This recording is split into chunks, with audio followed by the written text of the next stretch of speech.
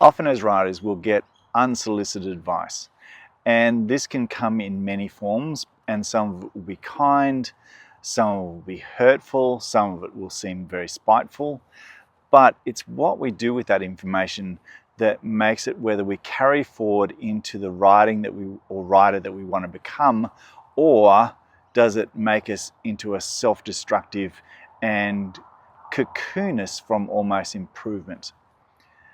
So looking at the advice, one, is it fair? And some things that are said to you that can seem very harsh and can be very unkind, but the advice is still fair. So what do we do with that? Do we acknowledge, well, actually it's something I already know and I'm working on? And some things in life, obviously, we can't speed up.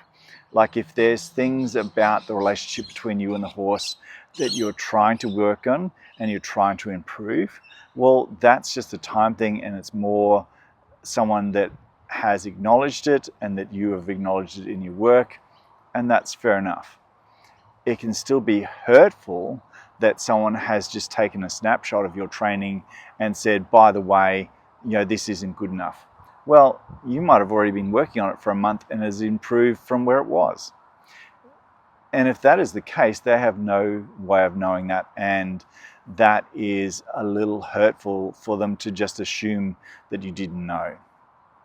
However, sometimes when we get advice that can seem a little hurtful or a little spiteful or a little arrogant, not all of that is untrue or even helpful, because sometimes getting a different perspective makes us also acknowledge and work on things that we think was in our blind spot.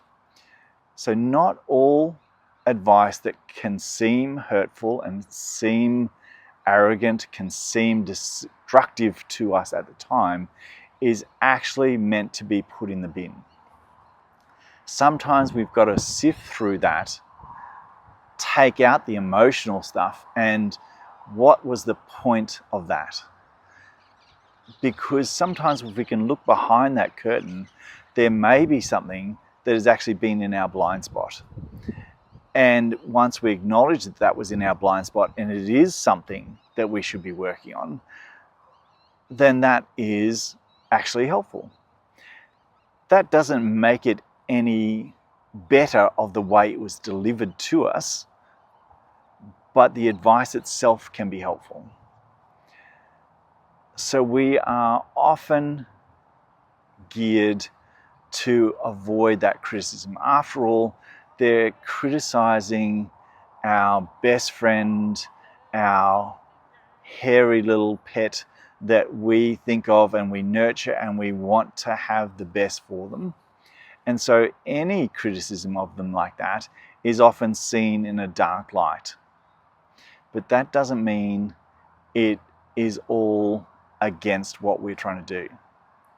So sifting through, working out things that are correct, taking out the emotional delivery of them is a very different to all criticism, all aspects of whether they are nasty or landed badly should then just be placed in the bin. If we are going to grow and develop as a writer, one, we have to learn that other people's emotions and thoughts can be delivered to us not necessarily when we want. And how can I accept some of those thoughts?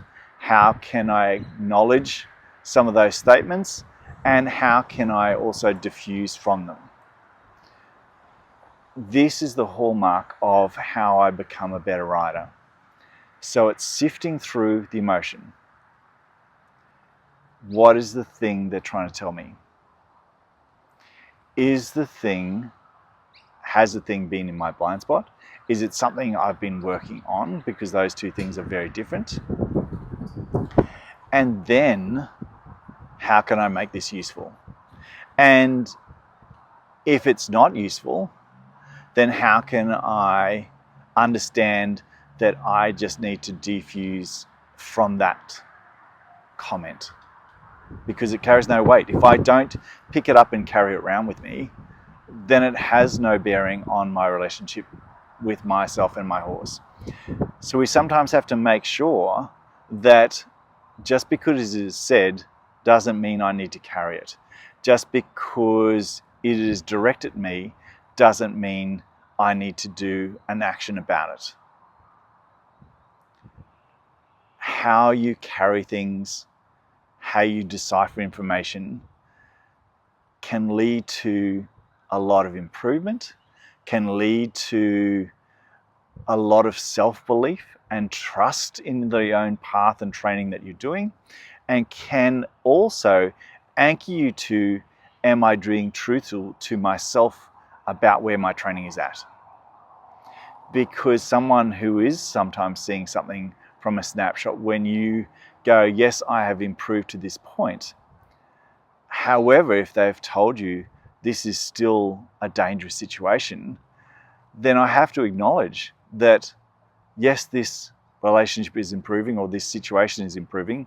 However, it's actually not to where it needs to be to make this relationship or this situation or this scenario or this challenge that I'm taking on safe enough that my risk reward is in my favor. Always remember, riding is a dangerous sport, and familiarity with risk doesn't make it less dangerous.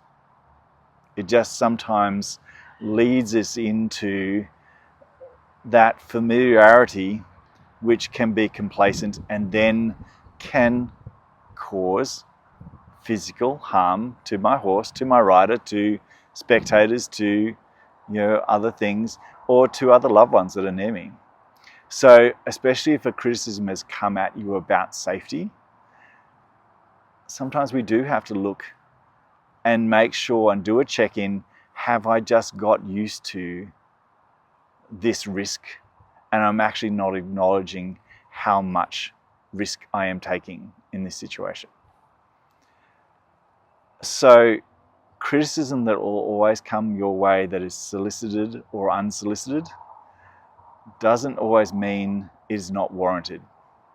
However, it's how you carry that criticism, how you look at that criticism, how you mull over that criticism, how you talk to other people and get acknowledgement of whether they think it is a thing that should be addressed, leads you to an often better place. However, if it weighs you down and you brush it off and put your blinkers on, then that actually can make a big hole in your situational awareness and your training overall. So don't always brush off unsolicited but harsh criticism.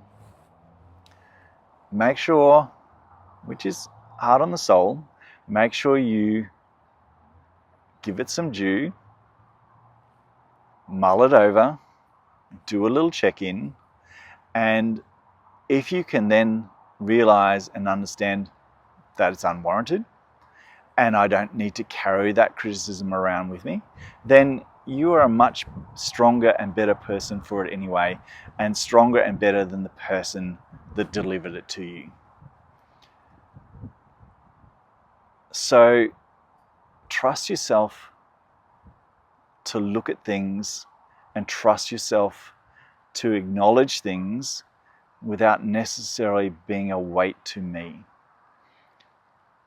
As a rider, we are in a partnership with a non-verbal animal, and so we've got to make sure what we're thinking is the animal's cues to us for certain behavioral things to an outside person is getting the same language and the same thoughts as you.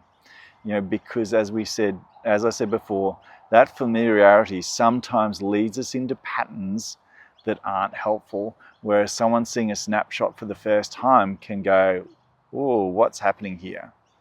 Whereas we have maybe accepted a situation that's been developing for a little while and we haven't acknowledged that a change has been in progress.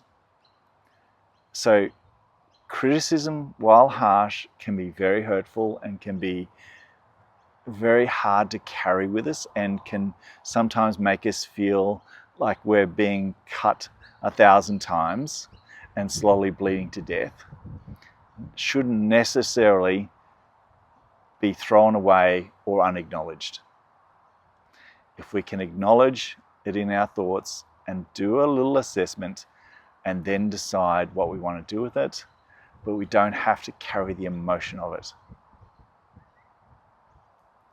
Some of those things can lead us to actually a better development, both emotionally for us in our own skill sets as well as a writer. I hope these little thoughts help you. Leave me a comment on how you've taken on feedback and also how you've taken on unsolicited feedback.